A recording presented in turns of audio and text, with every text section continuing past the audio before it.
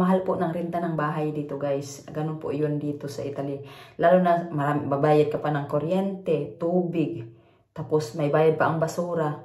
And hindi ganun guys. Kung uuwi man kami ng Pinas guys, marami kaming plano. Ganun. Hindi kami yung pupunta lang kami doon na wala kaming ginagawa. Yung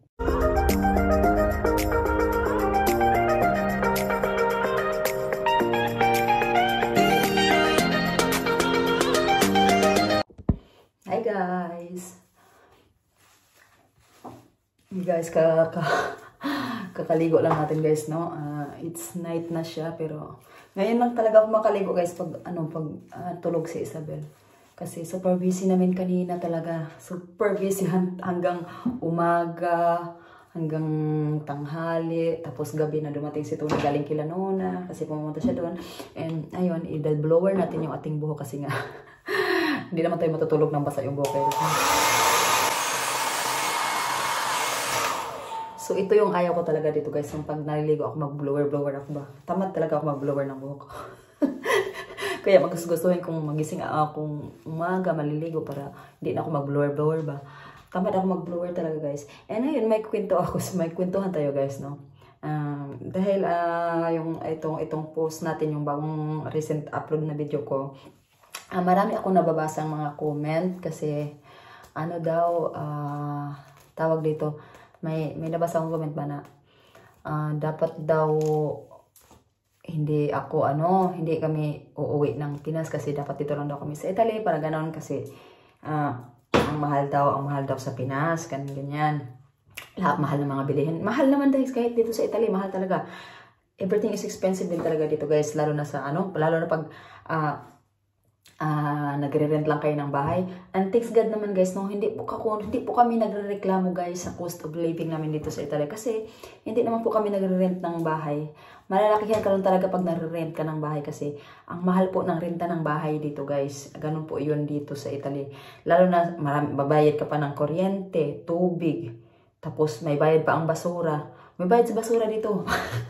Bahay nga namin sa kabila, kasi yung ano lang naman yun, no? Gumagana lang yun pag summer, no?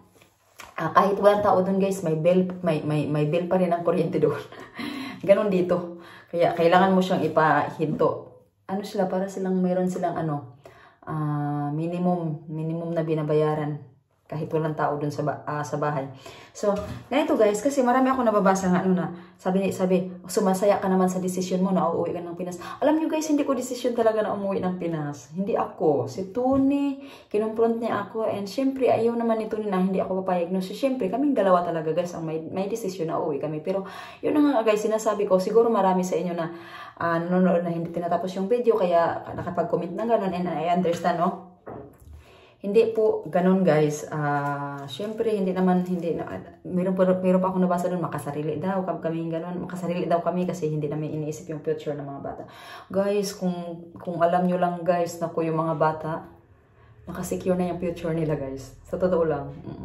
Alam mo, mas malaki pang pera nila kaysa pera ko. Mas malaki pang pera nila sa bangko kaysa sa akin. Yun yung sinisecure namin. Sinisecure namin yung mga bata guys. Para paglaki nila, pag nagka-college siya. Kasi dito sa Italy, libre yung education dito guys. Pero pag nagka-college university ka, syempre hindi na yun libre. Kailangan na natin. Kaya mahal po talaga dito guys. Mahal dito pag wala kang income na dumarating. Kaya nga, sabi ko, pag umuwi kami ng Pinas, bakasyon din kami dito. If ever man na mag-for good kami sa Pinas, babalik pa rin kami dito kasi meron kami pinaperintahan nga bahay. Hindi naman to namin ibibenta guys, no? Kasi dito kami kumikita ng pera, no? Kahit every 3 months, a year lang yun, or 3-4 months, ganun. Kumikita kami doon short term rental sa mga guest, summer. Mahal-mahal kaya dito ng renta. Kaya we are good naman, and hindi kami nagreklamo ang sobrang hirap dito. Hirap lang kami kasi malamig. Ayaw na ako, lalo na ako guys, tamad ako pag malamig talaga. And lalo na si Tony, ayaw po niya ng malamig guys. And lagi niya sinasabi kasi talaga sa akin, simula talaga yun nung gumraduate siya ng university. Sa mga hindi nakakaalam, no, graduate si Tony ng political science, and yun lagi niyang sinasabi, graduate ako ng political science pero hindi ko naman ginagamit. So kaya yun yung sabi niya. Kaya walang problema pag yung mga anak ko graduate ng Pinas, tapos kung gusto nila magtatrabaho dito sa Italy, walang problema, makabalik at makabalik sila guys, kasi meron naman silang, may pera sila dito, may passport sila, pwede silang, kung ma-expired man, pwede na silang free silang pumunta, no? And hindi po sa ganun guys na makasarili kami guys, kasi iniisip po talaga na yung mga anak namin guys. Nakasecure na po yung future nila guys. And lalo pa sila Nono at Nona ay nagsisave din sila para kila sa tatlo na yung mga anak. Atat nga yun sila guys na kunin yung mga ID ng mga anak ko. And hindi ganun guys. Kung uuwi man kami ng Pinas guys, marami kaming plano. Ganun. Hindi kami yung pupunta lang kami doon na wala kaming ginagawa, yung magsaya-saya lang talaga doon. Ang mga Italian ay mga nakapaka-business minded. Kaya nga si Tony, super busy kami dito kasi nga kahit konti lang yung namin, konti lang yung pinaparintahan namin, at least gumagana siya ba, ganun. And hindi naman guys, no, pag umuwi, siguro pag umuwi kami ng Pinas guys, balik pa rin kami dito, no? And lalo na sila Nona at Nuno, matatanda na sila guys. And meron din ako nababasa na dapat daw dinadala namin sila Nona at Nuno doon sa Pinas. Hindi po madali. Si Nona walang problema. Si Nuno lang talaga yung problema kasi hindi siya kumakain ng mga sanay sila sa mga fresh na pagkain, yung mga homemade, yung mga fresh na vegetables, ganun yung lagi yung nakikita dun sa mga vlogs ko na fresh ko talaga galing sa farm niya. And yun guys, hindi siya mabubuhay pag wala yung farm niya. Yun yung yun yung everyday everyday routine niya. Kaya and wala tayong magawa ganyan guys. Yan, tuyo na yung buhok ko guys, no. And natutulog na yung mga bata, pinatulog ko na yung mga bata. Alas 10 na kasi. And si Tony nandun, sabi niya maliligo, sabi ko bukas na lang maligo And ayan. So ganun lang naman guys. Hindi kami guys. Basta iba lang talaga yung dito guys. Iba yung siguro si Tony super stress lang talaga siya kasi sa kanya lahat Yun nga yung namin kasi siyempre pag nandyan kami sa Pinas, lagi namin yung pinag-arguhan guys. Pag nasan kami sa Pinas, pinag-arguhan talaga namin yung what if yung mga what if may mangyaring masama, ganun. Pag dito sa Italy libre. Pag nandun sa Pinas lahat, hindi ka nga asikasuhin pag wala kang pera, parang gano'n, diba?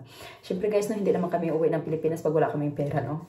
Meron yan nakatabi guys. And hindi naman po kami pupunta lang doon na wala kaming marireceive na income, na yung parang gastos lang kami ng gastos and wala kaming marireceive na something. Siyempre guys, gagawa kami ng paraan, no? And ayan, hopefully guys, magkita-kits tayo dyan sa Pinas guys. Ay, nako, very soon. I'm so excited. We are all excited talaga guys. Kaya nga sabi ko, nagbo-book lang kami diretso-diretso guys. Nang walang luggage kasi ang mahal talaga ng may luggage. Pero bumili pa rin kami ng luggage naman. And we are all excited talaga guys. See you soon sa Pinas. I'm so excited. Bata siya.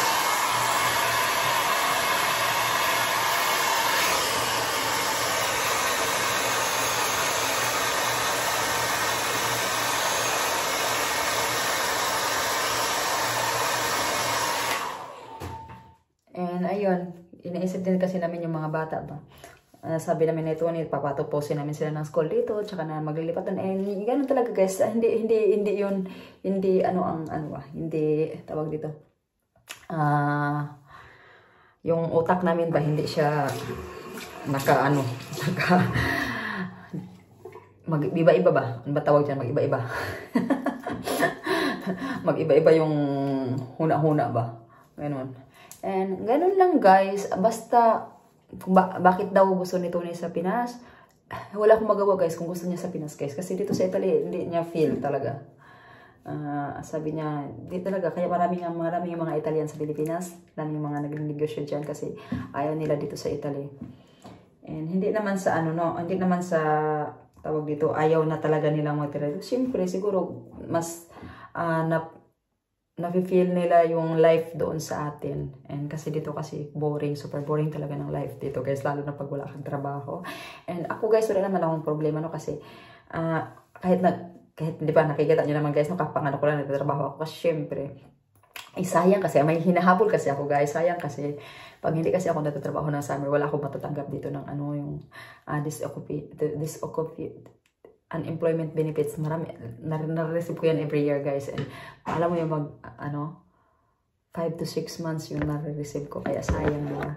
So yun lang naman guys, na yan guys, ingat kayo guys, and thank you sa pag-support ng aming vlog, and aabangan nyo ang aming Pilipinas vlog, yung mga vlogs namin sa Pinas, and see you guys very soon. Ciao!